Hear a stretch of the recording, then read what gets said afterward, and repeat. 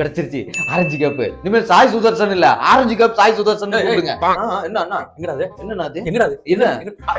ஒளிச்சு வச்சிருக்க. குடுங்க அண்ணா, குடுங்கண்ணா. இந்த மாதிரி நான் தான் ரன் எடுத்திருக்கேன். எனக்கு தான் கேப். அண்ணா குடுங்கண்ணா. இது இருந்தா தானே இந்தியன் டீம்ல என்ன எடுப்பாங்க. டேய், இந்தியன் டீமோட கேப்டனே நான் தானே. இது குடுக்கலாமா? எடுக்க மாட்டேன்டா. கேப்டன் அப்ப நாங்க யாரு? ஆத்தடி இவரா?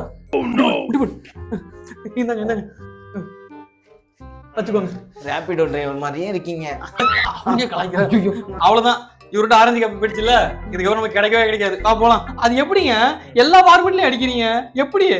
என்ன ஓடிஐ பிளேயர் நினைச்சா ஓடிஐ பிளேயர், டெஸ்ட் பிளேயர் நினைச்சா டெஸ்ட் பிளேயர், T20 நினைச்சா T20. மொத்தத்துல ஃபார்மேட்ல டிஃபரன்ஸ் பார்க்காத one and only class player கோலிடா.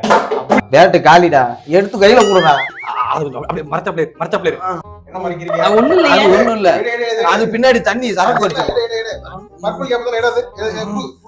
எங்க டீம்ல வச்சிருக்கா. ஏங்க உங்களுக்கு எதுக்கு பர்பிள் கேப்? நீங்க தான் பவுலரே இல்லையா? நான் பவுலர்னா என்ன? டீம்ல இருப்பாங்கல்ல. ஆசலுட்டு இந்த தொப்பி வேணுமா? மாட்டா? நல்ல வேளை இதுக்கு மத்தியில அந்த கப்ப மறந்துட்டாங்க. 18 வருஷமா மறந்துட்டா இருக்காங்க. தம்பி, இந்த வருஷம் கப்பு எங்களுதான், கேப் எங்களுதான். வரண்டே.